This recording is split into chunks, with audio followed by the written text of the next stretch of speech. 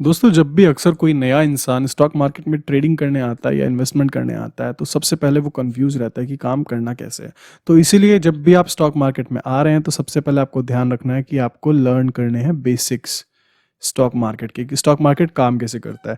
देखिए ऑलमोस्ट सभी को ज़्यादातर पता होता है कि हम नीचे यहाँ पे बाय करते हैं एंड ऊपर सेल करते हैं। ठीक है, नीचे हम बाय करते हैं, ऊपर हम सेल करते हैं, एंड जो ये हमारी बीच की जो डिफरेंस होती है इस मोमेंट को हम अपना प्रॉफिट काउंट करते हैं। ठीक है, ऑलमोस्ट ज़्यादातर लोगों को यही पता होता है कि हमने नीचे हमने बाय किया, ऊपर हमने सेल किया, बीच के मोमेंट को हमने प्रॉफिट काउंट किया, एंड अगर मोमेंट नीचे की तरफ आई तो ये बीच का मोमेंट हमारा लॉस काउंट हुआ।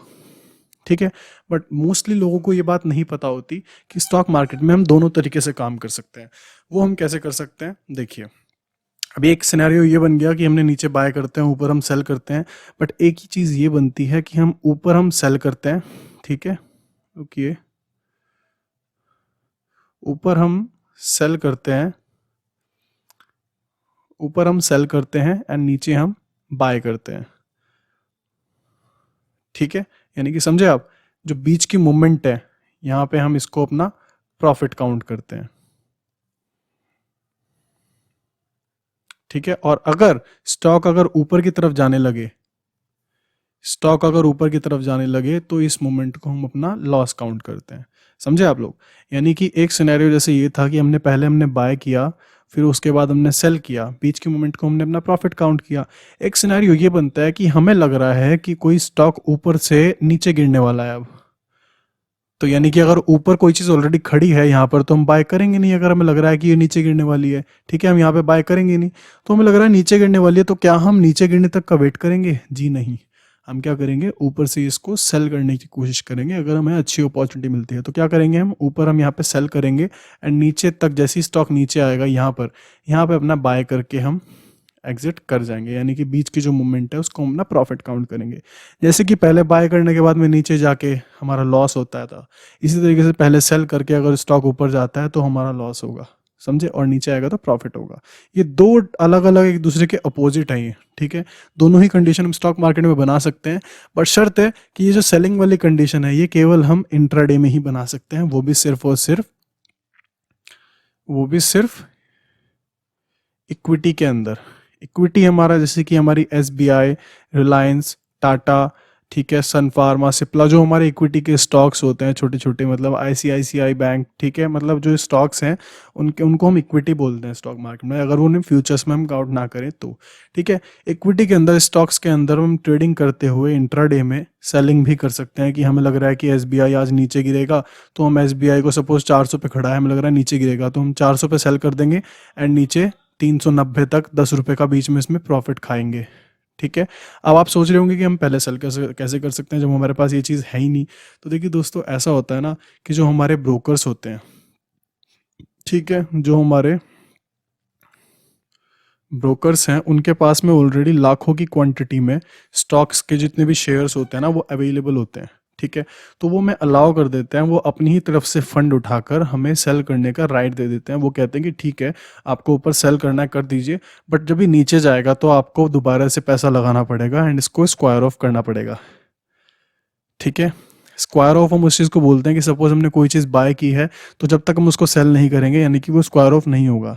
यानी कि जैसे ही हम अपना प्रॉफिट या लॉस बुक करते हैं हमारी पोजीशन स्क्वायर ऑफ हो जाती है। तो हमारे ब्रोकर्स कहते हैं कि अगर आपने ऊपर से सेल किया है तो नीचे जाके आप बाय कर लीजिए, स्क्वायर ऑफ कर लीजिए, फंड चुका दीजिए, अपना प्रॉफिट बुक कीजिए और हमारी भी मतलब हमें रिलीव कर दीजिए। समझे, उसके लिए बट आपके अकाउंट में कैपिटल में फंड होना ज़रूरी है, ये भी ज़रूरी है। ठीक है, चलिए पहला पॉइंट ये हो गया, आपको बेसिक्स लर्न करने बहुत ज़्यादा ज़रूरी है। अब आपने बेसिक्स लर्न कर लिए, ठीक है, अब आपको अपना सेट करना है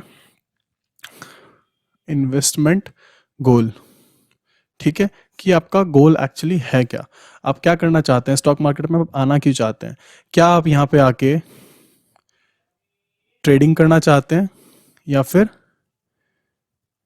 इन्वेस्टमेंट करना चाहते हैं। ठीक है, इन दोनों में से आपको डिसाइड करना ज़रूरी है। अब ये चीज़ डिसाइड करने के लिए आप क्या कर सकते हैं, देखिए अगर आपके पास सपोज 10,000 रुपये है, ठीक है, आपके पास छोटा फंड है, तो आप ट्रेडिंग के भरोसे स्टॉक मार्केट में काम शुरू कर सकते हैं। अगर आपके पास सपोज 10 लाख रुपए हैं, ठीक है, आपके पास अगर 10 लाख रुपए हैं तो आप क्या कर सकते हैं, लॉन्ग टर्म की इन्वेस्टमेंट की सोच सकते हैं। क्योंकि देखिए दोस्तों, इन्वेस्टमेंट मैं उसी को काउंट करूंगा जो लॉन्ग टर्म की होगी, लाइक 6 महीने की, 1 साल की, 2 साल की, 10 साल की, ठीक है। और ट्रेडिंग में क्या होता है कि सपोज आप सिंगल डे के अंदर ही प्रॉफिट कमा गए तो आप निकल गए। ट्रेडिंग में आपको एक फ़ायदा और मिलता है कि यहाँ पर आपको 5 टाइम्स तक का लीवरेज आराम से मिल जाता है, ठीक है। लीवरेज का मतलब है कि सपोज आपके पास 10,000 रुपये हैं तो आप 10,000 से 50,000 तक का सामान उठा सकते हैं। यानी कि आपके पास भले ही 10,000 है, माने कि मार्जिन आपके पास 10,000 रुपये है, लेकिन आप उस 10,000 से 50,000 की क्वांटिटी उठा सकते हैं। फॉर एन एग्जाम्पल देखिए, सपोज किसी पर्टिकुलर स्टॉक का प्राइस है 1,000 रुपीज़, ठीक है। आपके पास कैपिटल है, आपके पास कैपिटल है 10,000 रुपये, ठीक है। 10,000 ही आपके पास कैपिटल है। सो अगर आप ट्रेडिंग कर रहे हैं, ठीक है, अगर आप ट्रेडिंग कर रहे हैं तो आप 10,000 से आप चाहें तो 50,000 की क्वांटिटी उठा सकते हैं। अब यानी कि 10,000 से अगर 1,000 रुपये का शेयर है, आप कितने खरीद सकते हैं? 10। लेकिन अगर आप लीवरेज ले लेते हैं 5 टाइम्स तक का, तो आप यहाँ पे 50 क्वांटिटी उठा सकते हैं। यानी कि अगर ये शेयर 1,000 से 1,100 रुपये हो गया, अगर आपके पास 10 शेयर होते, ठीक है, तो आपको सिर्फ और सिर्फ कितना प्रॉफिट होता? 10 × 100, आपको 1,000 रुपये का प्रॉफिट होता, ठीक है। बट आपके पास अगर 50 क्वांटिटी है तो 50 × 100 आपको कितना प्रॉफिट होगा? 5,000 का प्रॉफिट होगा। क्लियर? मतलब ये बहुत सिंपल कैलकुलेशन है, आप एक बार काम करना शुरू करेंगे तो आपको आराम से समझ में आ जाएगा। इसी तरीके से देखिए दोस्तों, लॉस में भी होता है। अब देखिए, अगर आप इन्वेस्टमेंट करने आ रहे हैं, ठीक है, अगर आप इन्वेस्टमेंट करने आ रहे हैं और आपके पास कैपिटल अभी भी 10,000 ही हम मान लेते हैं, तो आप यहाँ पे किसी एक 1,000 रुपये के शेयर की क्वांटिटी आप केवल 10 ही उठा सकते हैं, ठीक है। आप चाहे तो उसको फिर सिंगल डे में एग्जिट कर दीजिए, ठीक है। आप चाहे तो उसको लॉन्ग टर्म के लिए होल्डिंग में पड़ा रहने दीजिए अपने स्टॉक अकाउंट में, यानी कि डीमेट ट्रेडिंग अकाउंट में, ठीक है। वो आपकी अपनी चॉइस है। सो फंडा सीधा यही है कि अगर आप इन्वेस्टमेंट कर रहे हैं लॉन्ग टर्म की, तो आपको लीवरेज नहीं मिलेगा, आप अपनी 10 क्वांटिटी ही उठा पाएंगे अगर स्टॉक का प्राइस 1,000 रुपये है और आपके पास 10,000 रुपये हैं, ठीक है। इतना सिंपल फंडा हो गया। तो यानी कि आपको अपना सेट करना है इन्वेस्टमेंट गोल कि आप करना क्या चाहते हैं मार्केट में, आप इन्वेस्टमेंट करने आ रहे हैं या फिर ट्रेडिंग करने आ रहे हैं, ठीक है। अब इस चीज़ के लिए इंपॉर्टेंट चीज़ क्या आ जाती है कि आपके पास में एक डीमैट ट्रेडिंग अकाउंट होना बहुत ज़्यादा ज़रूरी हो जाता है, क्योंकि आप अपने किसी भी एवई अकाउंट से, फेसबुक अकाउंट से, तो देखिए आप ट्रेडिंग नहीं कर पाएंगे। तो आपको डीमेट ट्रेडिंग अकाउंट बनाना बहुत ज़्यादा इंपॉर्टेंट हो जाता है। अगर आपका डीमेट ट्रेडिंग अकाउंट नहीं है तो नीचे डिस्क्रिप्शन बॉक्स में मैंने लिंक दिया हुआ है, या फिर कमेंट में भी पिन होगा लिंक, आप वहाँ से अपना free of cost demat trading account open करवा सकते हैं। एंड कोई भी इशू होगा आप मुझसे डायरेक्टली पूछ सकते हैं, ठीक है। चलिए, अब ये पॉइंट अलग हो गया। अब आ जाता है कि अगर आपका डीमेट अकाउंट भी चलिए खुल गया, ठीक है, आपने अपना डीमेट ट्रेडिंग अकाउंट खोल लिया। अब बात आती है कि इन्वेस्टमेंट के लिए स्टॉक में अब क्या करना है। हमने चलो ये भी डिसाइड कर लिया कि हम इन्वेस्टमेंट करने आ रहे हैं, ठीक है। इन्वेस्टमेंट के लिए आपको ध्यान रखना है कि आपको स्टॉक के बारे में रिसर्च करनी पड़ेगी। अभी रिसर्च कैसी है? देखिए दोस्तों, रिसर्च हम इसको बोल सकते हैं कि किसी भी कंपनी, ठीक है, सपोज मैं किसी एक पर्टिकुलर कंपनी के अंदर इन्वेस्टमेंट के लिए इंटरेस्टेड हूँ, ठीक है। सपोज सिप्ला, ठीक है, फार्मा सेक्टर का स्टॉक है ये, ठीक है, फार्मा का। इसके अंदर अगर मैं इन्वेस्टमेंट के लिए मतलब अपना कैपिटल डालना चाहता हूँ कि हाँ मुझे लग रहा है कि सिप्ला का स्टॉक अगर अभी 800 चल रहा है तो मुझे लगता है कि ये ऊपर जाएगा, ठीक है। बट क्या ये 800 रुपये इसका सही प्राइस है? यानी कि हो सकता है ये 800 से नीचे ना आ जाए 500 तक, है ना, और मैं जल्दी बाय ना कर लूँगी एक्साइटमेंट में, तो कहीं मेरे साथ ये गलती ना हो जाए, इसलिए मैं क्या करूँगा, पहले रिसर्च करूँगा। रिसर्च में हम क्या करेंगे, हम कंपनी के फंडामेंटल्स को थोड़ा रीड करेंगे कि कंपनी के अंदर कैसा काम चल रहा है, कैसा प्रोडक्शन चल रहा है, ठीक है, कंपनी में कैसे प्रॉफिट्स बन रहे हैं, एंड क्या अभी एक्चुअल में ये ओवरबॉट जोन में खड़ा है, ठीक है, या फिर ये ओवर सोल्ड हो रखा है। ओवर सोल्ड और ओवरबॉट, हम एक चीज़ मैं आपको डायरेक्टली बताता हूँ ग्राफ पे। यानी कि सपोज स्टॉक का प्राइस अभी एक्चुअल में सपोज यहाँ पे खड़ा है, ठीक है, सपोज स्टॉक का प्राइस अभी यहाँ पर है और ये बहुत ज़्यादा हाई चला गया है, यानी कि 800 रुपये इसका होना चाहिए था, बट अभी ये 1600 रुपये यहाँ आ गया है, बहुत ज़्यादा ऊपर खड़ा है, यानी कि ऐसे करके पूरा सीधा होकर चार्ट खड़ा हुआ है। तो यहाँ पे हो सकता है ये ओवरबॉट जोन में जा चुका हुआ है, यानी कि बहुत ज़्यादा बाइंग हो चुकी है। अब यहाँ से बायर्स जो हैं एग्जिट होंगे, तो वो मार्केट से पैसा बाहर निकालेंगे तो चार्ट नीचे आएगा। इसी तरीके से सपोज ये होना चाहिए था 800, बटे नीचे भी 400 तक चला गया, ठीक है, यानी कि बहुत ज़्यादा बॉटम पे आ गया, ओवर सोल्ड हो गया, ज़्यादा ही लोगों ने बेच दिया। अब नीचे जाके क्या करेंगे ये लोग, यहाँ पे एग्जिट करेंगे अपनी पोजीशंस को, ठीक है। एग्जिट करेंगे तो क्या होगा, स्टॉक रिवर्स होगा ऊपर की तरफ एंड यहाँ से ऊपर आएगा, ठीक है। जैसे ऊपर से नीचे आया था ऐसे नहीं, मतलब ये ओवरबॉट और ओवरसोल्ड एक जोन होता है, वो आप धीरे धीरे निकालना सीख जाएंगे। वो कैसे निकालेंगे मैं आपको बताता हूँ। आपको एनएससी की वेबसाइट पे जाना है एंड वहाँ जाके आपको डायरेक्टली पी रेशियो सर्च कर लेना है, ठीक है। पी रेशियो अगर आपको 20 to 25 के बीच मिलता है किसी पर्टिकुलर स्टॉक का, तो आपका स्टॉक ओवरसोल्ड हो रखा है, ठीक है। अगर वो नीचे 7 से 15 के बीच में है तो वो ये ओवर बॉट है, ठीक है, ओवर बॉट हो रखा है, ज़्यादा बाय कर रखा है। अगर 7 to 15 के बीच में है तो वो क्या है, ओवर सोल्ड है, यानी कि वो बहुत ज़्यादा नीचे है, अब ये ऊपर जाना चाहिए, ठीक है। आपको इतना सिंपली पता लग जाएगा।